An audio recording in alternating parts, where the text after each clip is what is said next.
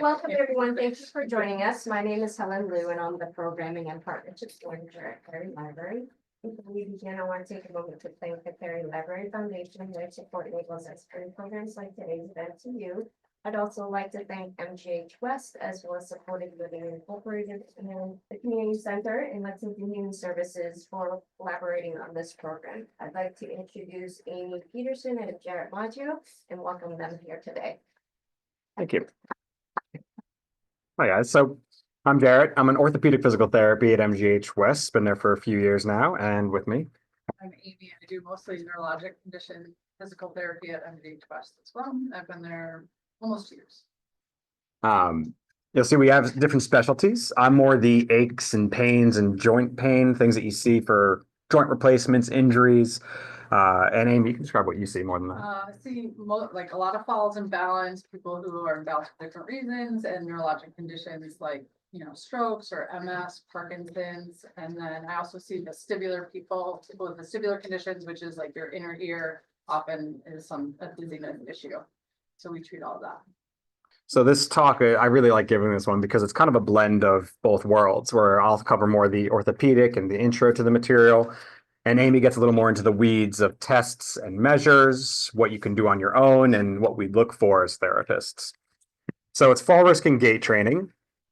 This is the contents of the presentation. We've got the tests and measures, just some data we'll go over, what type of tests we run, the type of intervention that we do, which is anywhere from exercising to type of walking we want to see. And then at the end, there'll be plenty of time for questions, for any comments you guys might have. But feel free, if you have questions during, just raise your hand. We'll try to get to them. So I'll kick it off by talking about what contributes to your fall risk. All right, so we've broken into 2 categories, your physical contributions and your environmental contributions. Some of these are pretty obvious, like muscle weakness, your vision. They can really throw off your balance. You may be having side effects from certain medications. But then there's some less obvious ones that you may not be aware of. Decreased aerobic capacity is one I always like to highlight because it's something you might not think about being a risk for falling. But if you're not walking as much as you used to, or you're not able to get out as much as you used to, then you might find that that decreased aerobic capacity, your ability to exercise more, is an actual risk factor. Another one is your vestibular system. Now, the vestibular system, Amy will go into a little bit more, but that's your inner ear. And that is something that does decrease or decline as we get a little older. So it's another factor that you may not think of when you think of, right, why am I falling or why is my balance off? Blood pressure issues is a common one as well, either high or low blood pressure, and especially uncontrolled blood pressure being one. And then medications and their side effects. Those are all physical things that contribute to our gait and our balance, really. The environmental changes. Cluttered floors, so things on the floor like rugs, uneven floors, poor lighting, especially at night, that's a big one. Uneven stairs and terrain, that's typical New England. Lack of grab bars, railings, things you may or may not have installed already. Slick surfaces, even floors like this where it might be a little more slick and waxed over, something to keep in mind. And then wires and tubes. You got a wire right in the middle here. If anyone hasn't seen it yet, be careful. All right, so we're always seeing that. Amy and I were just talking a couple minutes ago that we check for these things kind of wherever we go, almost automatically, but things to keep in mind. All right, so the stats. These can be a little jarring. About 20% of falls result in a serious injury. That's to the head or a broken bone. More than 3 million older adults are treated in the ERs for falls each year. And over 800,000 patients a year are hospitalized because of a fall, most often due to the head injury or a hip fracture. Don't know if you've known anyone who might have a fracture or a hip replacement because of a fall. More than 95% of hip fractures are caused by falling. And the falls are the most common cause of traumatic brain injury, or TBI. In 2015, a little bit of an older stat, the total medical costs for falls totaled more than $50 billion. Medicare and Medicaid shoulder 75% of that. And that means it's our money that's paying for these, right? So tax dollars going into Medicare and Medicaid is covering the costs of these falls in our hospitals. So what contributes to a balance? What's in our systems? We've got 3 big ones: vision, sensation, and inner ear. Our vision being our eyesight, sensation, any numbness or tingling we might have will influence that, and our inner ear system, that vestibular system again. Those 3 arrows pointing to each other tells us that they interact together. All right. It's rare that one system is down and the other are perfect. Usually all three contribute to some extent to make up our balance reaction.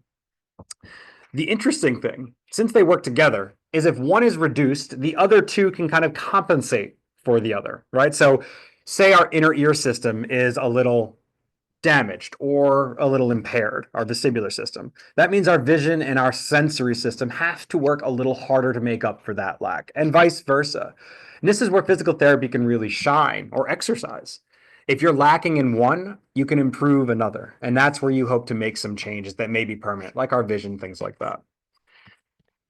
When you go to the reaction for the balances that we have, it goes from the bottom up. So for balance reactions, what happens? Our first line of defense when we're feeling unbalanced is our ankle. It will kick in and try to control a quick reaction. Okay, so an uneven surface, think about it, a slight slope or an uneven terrain. Our ankles will take the brunt of that and we'll try to correct before our body even notices something's happening.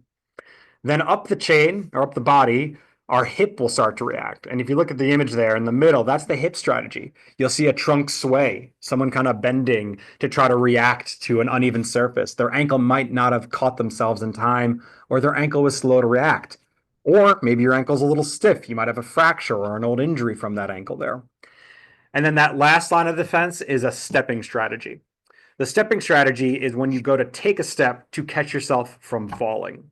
If you're doing a stepping strategy, that means your ankle and your hip have already failed and your body is trying to control yourself from falling. So it's good when you can catch yourself with a stepping strategy. Sometimes you try to reach with an arm to try to help with this. But in general, if all three of these fail, that's when we fall, right? So if your body's going to take a step and if you miss a step or if off a curb or if it's uneven and that fails, then it's hard to recover from. We end up falling. So some more considerations when it comes to aging in general. On the left side, we've got the normal column, and then on the right side, the abnormal. So what we expect to happen in every single one of us, our muscle fibers shrink and reduce in number. So we get atrophy. We become a little weaker as we get older naturally. Our sensory nerve receptors become less effective. Our sensation starts to dull a little bit. You might notice peripheral neuropathy being thrown around a little bit, some numbness or lack of sensation in our toes. Cardiovascular changes decrease stamina. So that's that decreased aerobic capacity, not walking as much as you used to, not being as active as much as you used to. And I'll even throw in there circulatory changes as well, being poor circulation, especially in the colder weather. If you notice hands going numb easier, toes going numb easier, that's something that you might notice more. And then our vestibular system, our inner ear, it becomes weaker. Its ability to react becomes weaker and dulled as we get older. Now, things we don't expect, the abnormal changes, falling. Falling is not normal. If you have fallen or if you are falling, it is not normal. Something is wrong, something is happening. Trouble getting out of bed or a chair, and maybe even throwing in there, trouble getting out without using your hands would be a really good marker that something might not be up to par. So if you feel like you have to push off of something or you need to grab someone's hand to get out of the couch, that's a sign that you may need to work on something, whether it's your sensation or even just some strength. A good little test, unable to walk for 10 minutes at a time, nonstop walking for 10 minutes. Can you do it? And if you don't know, it might be time to check that, right? Can I do that safely and comfortably? If you can't, that's a good sign that you may need to work on something. And a pretty obvious one, we don't want to see you dizzy all the time. If you're dizzy all the time, please tell somebody. That's not typical. That's not normal. All right, so we have some tests and measures. Amy's going to go through a bunch of these, but for tests and measures, we go through a little bit of everything.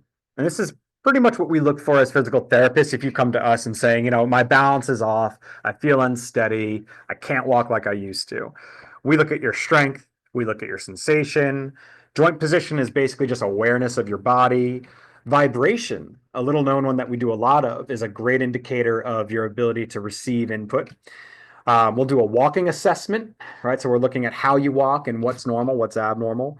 There's balance tests that Amy will talk about. And then even some inner ear testing, the vestibular system, something that we can test if it's appropriate. So kind of following along with tests and measures, after we do a lot of strength testing and the vibration and everything that Jarrett was alluding to, we do some kind of standardized tests and measures. It's a good way to track progress. It's a nice thing for your insurance to see because it gives us numbers and data and kind of quantifies things. And we have normative values for these. So it's a good indicator for you and for us to see where you fall. So a 5-time sit to stand test, as you can see, it's pretty simple. You just need a chair. You're not allowed to use your hands, and you stand up and sit down 5 times as quickly as you can. We're not going to practice this today because we're a little tight in here, but you could do it at home. Little caveat, you see how she's got that chair pushed against the wall? It's a great way to do it so that if you were to lose your balance, you're not going to kind of up in the chair and have a problem. So you take a nice stable chair, push it against the wall, have someone time you, stand up and sit down, see how long it takes. And then you've got some normative data based on age there. So the biggest thing is we want you to be less than 13 seconds. That's a good cutoff. Doesn't mean if you're, at 13 seconds, you're automatically going to fall, or if you're 13.1, right? But we kind of use that as an indicator that you have a balance problem if you can't do that in about 13 seconds. Okay. Pretty similar test, but it's just a little bit different. It's standing up and sitting down as well. But here you're going to do it for 30 seconds and you just count how many times can you stand in that 30 seconds. It's another easy thing you can do at home if you want. And again, there's a bunch of normal values in there. Okay, so you can see, if you're 60 to 64 female, you can stand about 12 times in 30 seconds. Okay, if not, again, we figure out why can't you? Is it because of your balance? Is it because of your strength? Is it a combination thereof? Right, so all those things can come into play. But pretty easy tests that we can do. So what do we do if you have a balance problem, right? So we look at practicing balance, right? So if your strength is an issue, you're going to do some strength stuff. If your balance is an issue, we're going to go to some balance training. And you can kind of see that we work in different foot positions. So if your feet are apart, your balance is better, right? If you're really nice and wide, you're going to be more stable. Once you start to narrow your feet, your balance is going to become harder. And then if you see the pictures, you can kind of progress one foot more forward than the other until you're standing heel to toe. And then you can stand on one foot, right? So that's your progression from an easier foot position to a harder foot position. The other things you can change are kind of the environment or what you're standing on. So you can stand on a nice stable surface like this, or we often use a foam pad and you stand on foam that's a little bit more forgiving. You're going to get a little bit more wobble on there. So you can try to challenge your balance that way. Other things you can do is close your eyes, right? So if your vision, as we age, we often become very reliant on our vision for balance. And if that's the case, what we want to do is actually try to practice those other systems that Jarrett was talking about. So we want to actually close your eyes and try to get those other systems to really work and have your brain listen to them. So we do a lot of things with eyes closed. You can also try to turn your head from side to side. So you might kind of put your feet close together and you're like, okay, I'm pretty good here. I'm going to turn my head and see if my balance gets off a little bit. Okay. And then you can practice that. Again, that's functional because we turn our head in daily lives, right? We're checking to see if there's a car coming before we cross the street and things like that. So there's some function associated with that. That's more static. You're kind of standing in one place doing something. If that's good, you can progress to more dynamic motions. So you might walk forward, walk forward or backward, turning your head. You might march in place, right? You might step over objects, over hurdles. We do some little hurdles a lot. Or you might practice like tapping up to a box, right? Because that's going to take some time that you're standing on one leg and you're moving and it's a little bit dynamic. The other thing to think about that we think about when we're looking at balance is it anticipatory balance or is it reactive balance? So anticipatory balance is an example is like, I'm going to go up the stairs, right? So there's a flight of stairs in front of you. Your brain knows that, your eyes see that, you can kind of prepare for that. Your body knows you're going to have to shift your weight onto one leg and lift a leg and keep going. So you know that's going to happen. It's a planned activity. Reactive balance is a little bit harder, right? It's when something happens that's unexpected, right? Someone brushes by you in the supermarket. You're in a busy environment and someone backs into you, weren't expecting it, right? And all of a sudden your body's moving forward. So you have to react to that. And that's where balance tends to become harder. You have to react, it has to be quick, and it has to be big enough to compensate, right? You have to be able to take a big enough step, or you have to be able to move far enough and catch yourself. Reactive balance is a little bit harder to practice when you're just by yourself, right? Because I'm telling you, you've got to kind of have an unpredictability about it. And so that's something that we can do more in the clinic than you can do at home. But the beginning things I was talking about as far as static balance is a little bit easier to kind of do on your own in a safe place, okay? So these are different averages based on age for these different kind of foot positions. So again, if you wanted to look at, where do I fall? Like, okay, I don't feel great. How bad is it? If you put yourself in a nice, safe place, you can practice some of these. So I always tell people a corner is a really good place to kind of operate. So if I'm standing in a corner over here and I lose my balance, I'm not going to go very far, right? And I tell people they should put a chair in front of them as well. So if you wanted to go home and say, okay, can I stand tandem, right? So that's heel to toe, and with my eyes open and time it, do you fall into this normal range here? You can also do it with your eyes closed. Certainly if you're going to try something at home with your eyes closed, make sure you're safe. A lot of people really lose their balance and they're not expecting it. And again, there's normal data for standing on one leg with your eyes open and your eyes closed. And then there's normal walking paces too. Other interventions. So if your strength is a factor, and it often is, then you can do strengthening exercises, right? Not only is that going to help you get stronger and move better, it's going to also help your balance.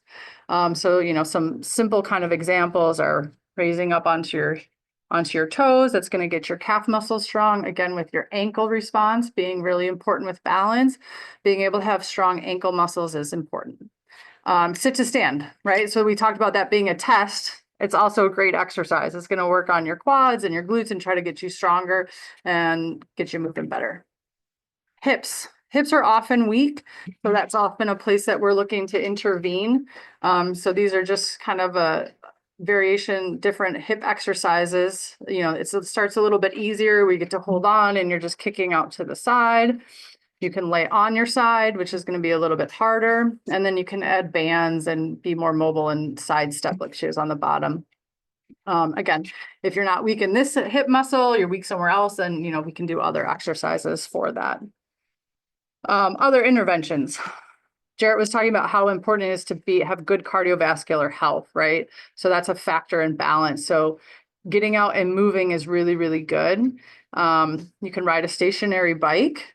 That's nice and safe. If you have a balance problem and you don't feel safe, like walking on a treadmill or just walking in general, especially in the cold, you don't want to be outside, finding a place you can ride a stationary bike can be beneficial. You can walk though too. If you're in a safe place, there's not a lot of, leaves out there to trip you or curbs or kind of cracks in sidewalks and you can kind of get going, then that's okay too. In the winter here, like walking in the mall is a good idea, right? You can be indoors, you've got free space and you can kind of walk and try to kind of get your pace up there. Sometimes people are safe on a treadmill, right? We just don't always recommend that for everybody because it's dangerous if you can't quite handle it. So we don't always recommend it. Your goal for exercise is 150 minutes per week. Okay, so 30 minutes, 5 days a week. Moderate intensity exercise. So moderate intensity means that you're getting your heart rate up. You're not just sitting there, you're not pedaling without any resistance, right? You're not walking very, very slowly. You have to be able to push yourself to the point that you can get your heart rate up. It might be something where if I'm pedaling fast enough, I can still talk to you, but I might need to take some deep breaths in between, right? So that kind of correlates to kind of that moderate level intensity. It's not that you can't have a conversation while you're doing it. It's not working out that fast, but it's also not to the point that you feel like you're really not doing much. Medical and environmental interventions. So things to think about. Make sure your blood pressure is good, right? Too high or too low. Usually the too low is where you're going to get dizzy or be more likely to pass out, but neither are good. Taking taking medications, you know, making sure if you have medication to take, you're taking it on time to try to help your body be operating at the best possible place it can be. Vision, obviously there's limitations to be able to correct your vision, but you need to have the best glasses or the best prescription lenses you can have. A lot of people come in and they have a change in their prescription, or they change their type of glasses, like they went to a progressive and they're not used to it. And a lot of people have a lot of problem with that. And depending what your glasses are like, sometimes it's hard to see like the edge of steps or things like that. So that's something to consider. Make sure that you've got the best kind of glasses that you can if you need corrective lenses. Other things to think about is just that medications you're on may affect your balance. Sometimes there's side effects in there. So kind of, if you're starting to have a balance problem, it's good to kind of consider it from all fronts, right? Is it strength? Is it your vestibular system, or is it something that you're taking? So that's something to talk to your doctor about.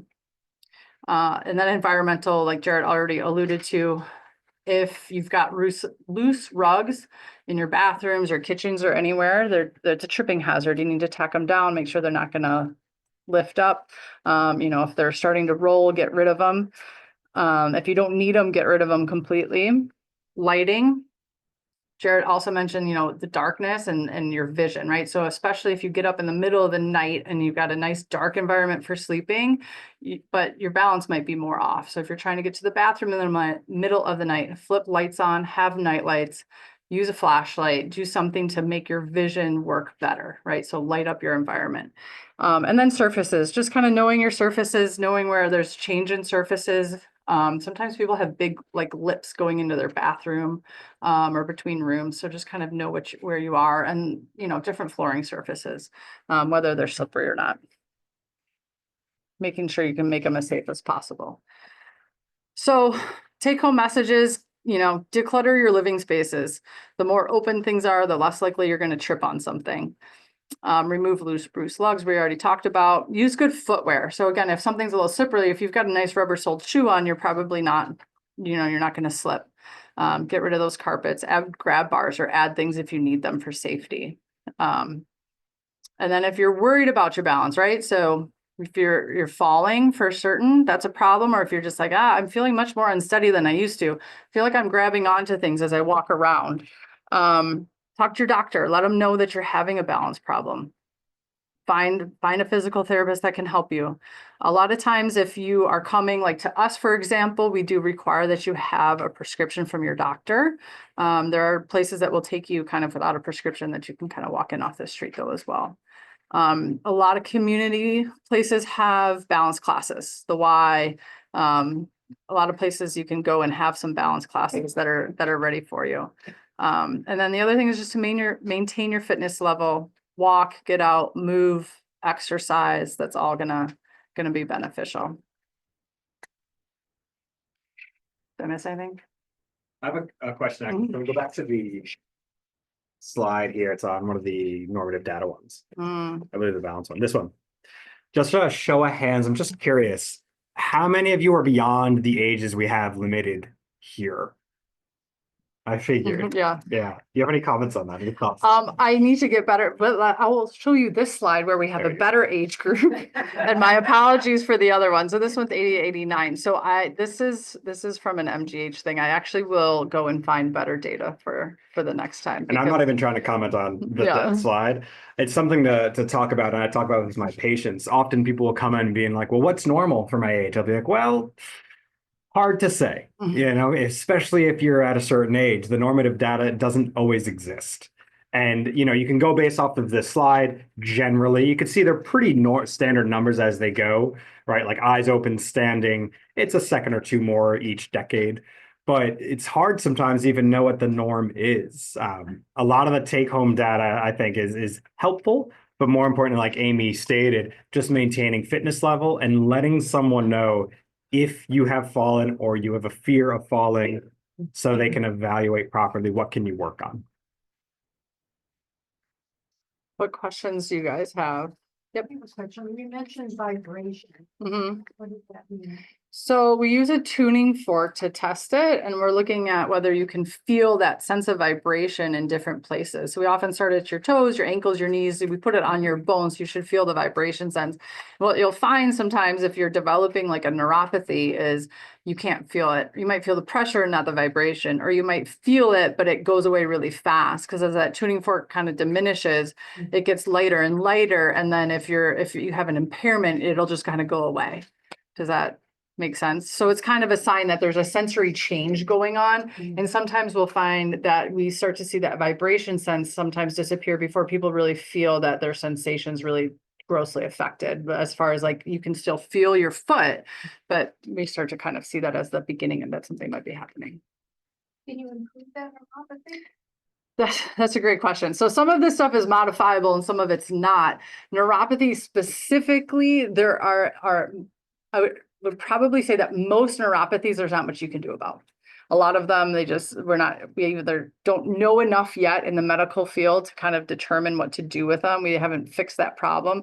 There are some types that are reversible, and the only way to really find that out is to see a physician who can kind of do some testing. Can you stop the progression? Can you find out the gap? If it's something that's modifiable, right? So if it's caused by something that you can change, but a lot of times, unfortunately, it's a part of kind of an aging disease, I guess you would say, and there's not much you can really do about it.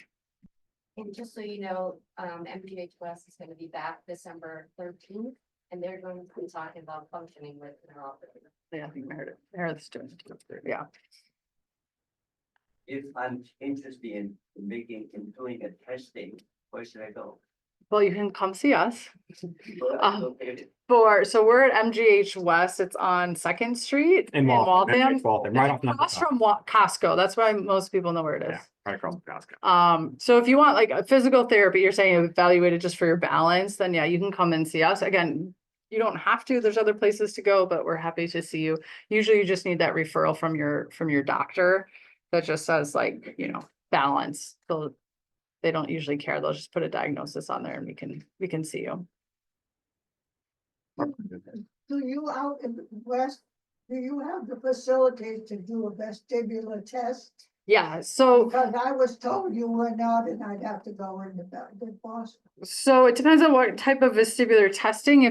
We do vestibular testing there, but it's not the specific battery of tests that they can do in a more of a lab setting. So if you have an order for true vestibular testing with vent testing and calorics, then that is done.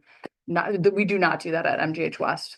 I had Yeah. vertigo, and that's where they said to go to Boston. Yeah, I mean, if you have vertigo and they want you to see physical therapy for it, then we do the vestibular testing for that. So I think it's a matter of which type of vestibular testing they're asking for. Well, I don't know, it just said, and I wondered what it was. You hate to go into Boston and find out. Right. I guess the question would be, do you know, is it a physical therapy order or is it an order just for testing?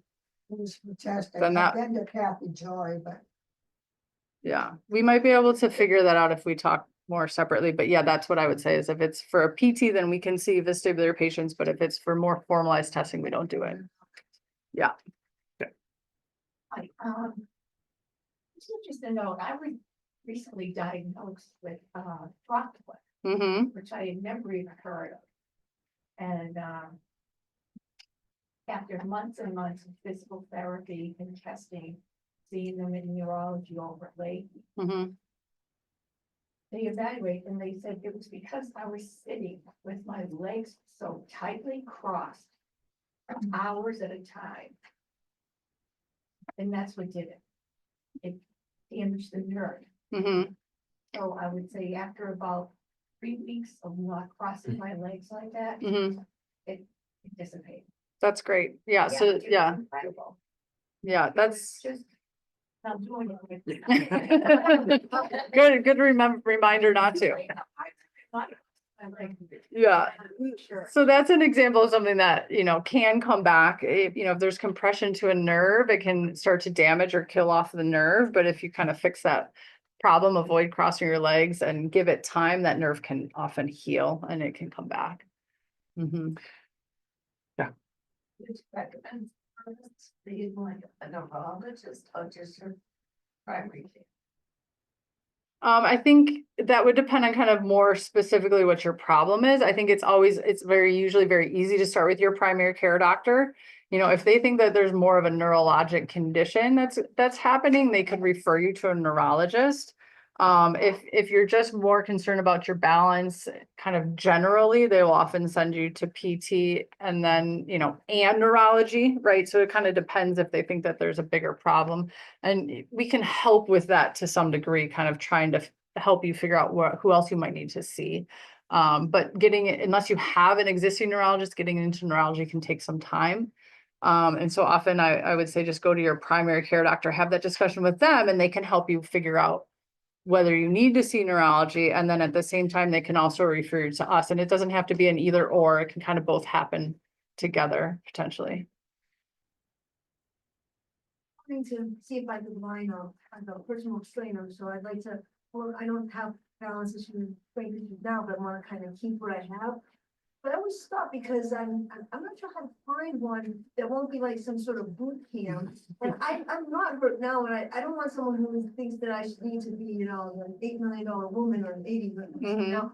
Because it's not a physical therapy thing. How do you find someone like that in the non-medical world that you can trust? That's a great question. Do you have a We do have list resources somewhere? for our patients. I Yeah. mean, they're public knowledge lists. It's not like we hoard them or anything.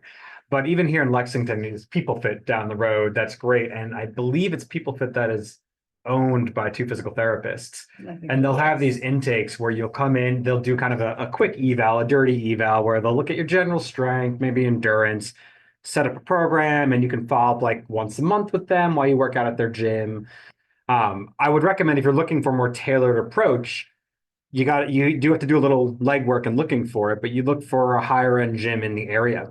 People Fit, I know NeuroFit might be a little more for neurologic disorders.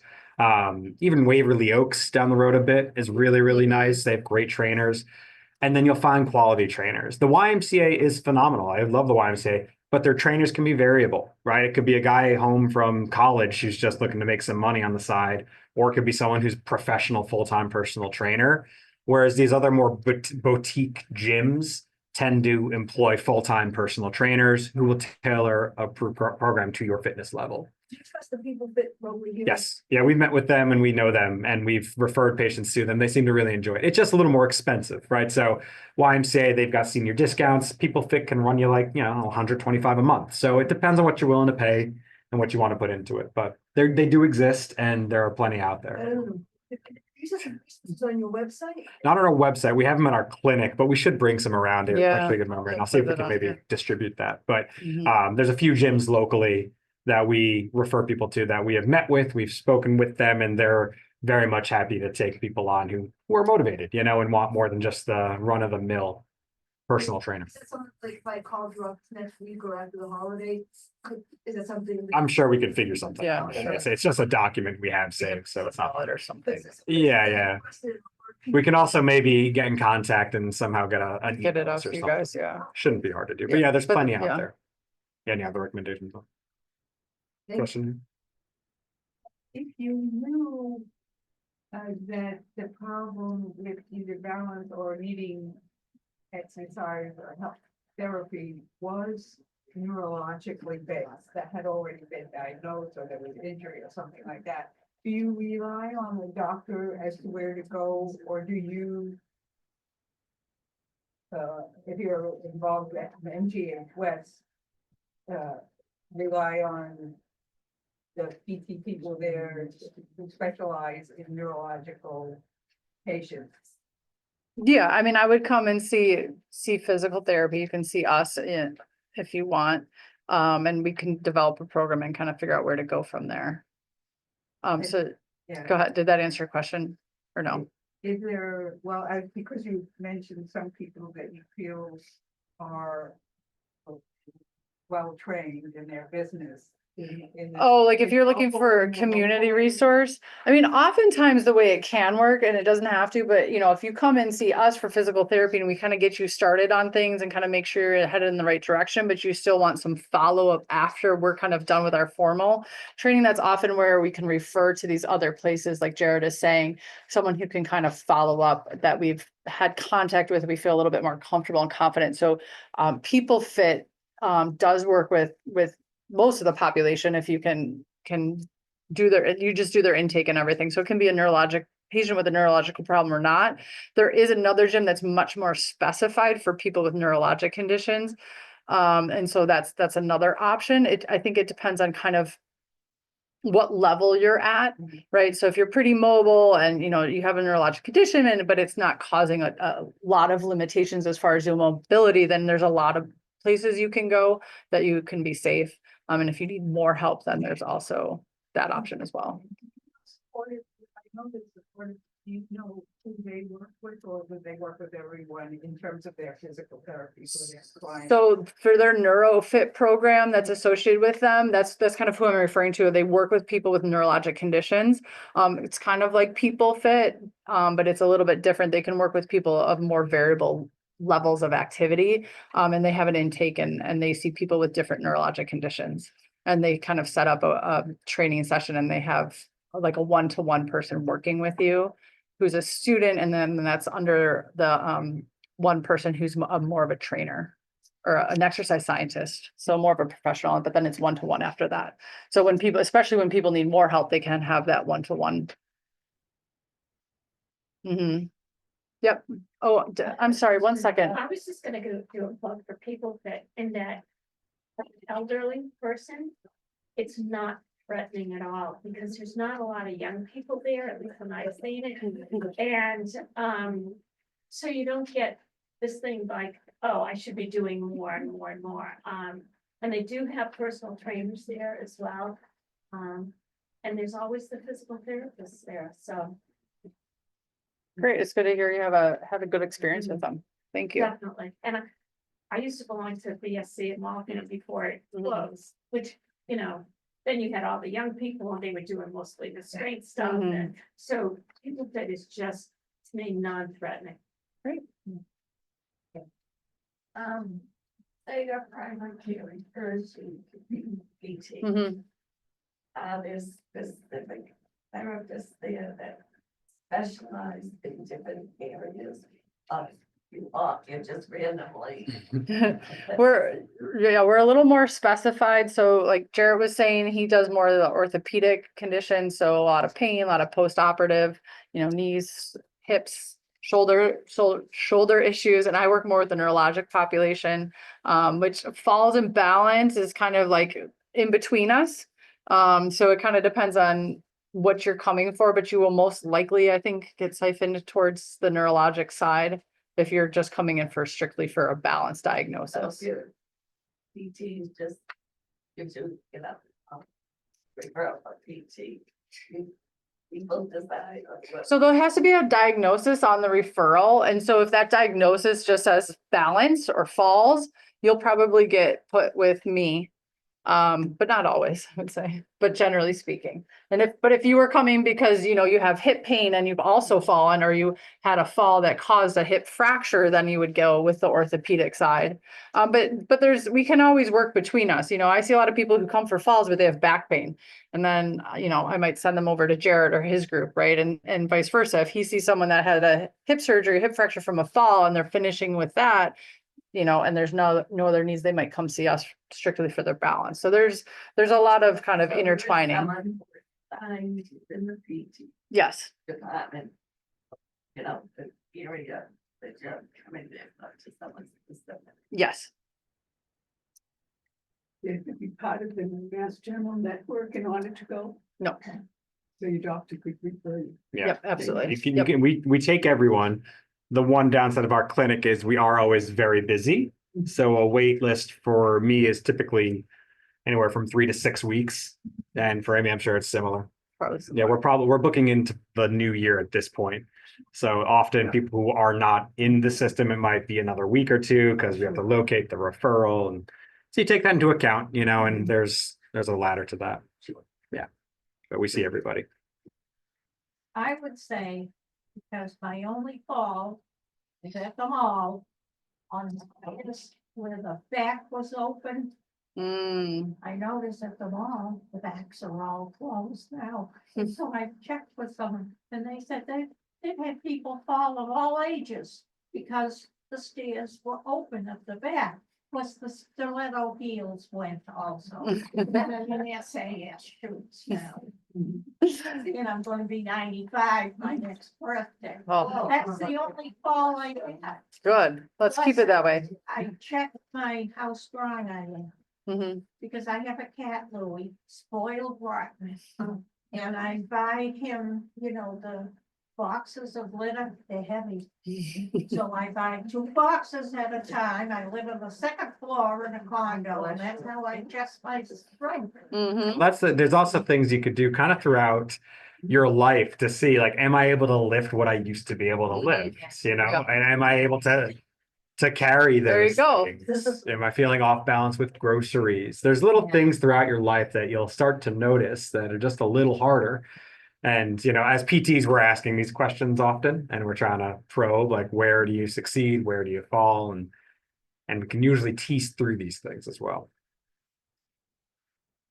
It's fair to presume that you advise people who want to maintain what they have, whatever they have, that it's worth that time to go to People Fit and do that, sort of put that time and effort in. Yes. Because they have no problem. Yes, The because best time to start is when you don't have a problem. yeah, my goal is to never see you, right? My goal is that you're never in my clinic. And then when you're in my clinic, I want you out of my clinic because that means you're hopefully good, right? And that's, if you never have to see us, you've lived a great life, right? And that's the whole point. So the more you can do to prevent the normal signs of aging we went over, which will happen, the better. And, that starts as young as 30. Mm. Good. I drove past it on the way here. Oh, did you? It's on, I think it's on Merritt Ave. It's right around the corner. Where's People Fit? Go into Woburn, just before you get to 5. Or 500, whatever you call it. It's in a building with a bank. That just so it's almost diagonally across from a school. Yes. It's called Lexington. Is it? Plenty of parking. Yeah. Oh, yes. Yeah. I've lived in 2 my whole life. Any parking. Anything else? Questions? Yes, people have a cat. A friend of mine, Mm. a cat, a Mhm. few weeks ago, and fell, hit her head, broke her wrist. They did a CAT scan, no damage, thankfully, but broke her wrist in a fall. I have another friend who was on one of those riverboat cruises. Mhm. She was in Paris, France, walking down the street, and she fell. And had to go to the hospital, and was this language barrier, but anyway, she ended up her other wrist, like. Oh, man.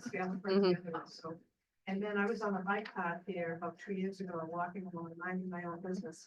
And this woman had a dog on a very long leash.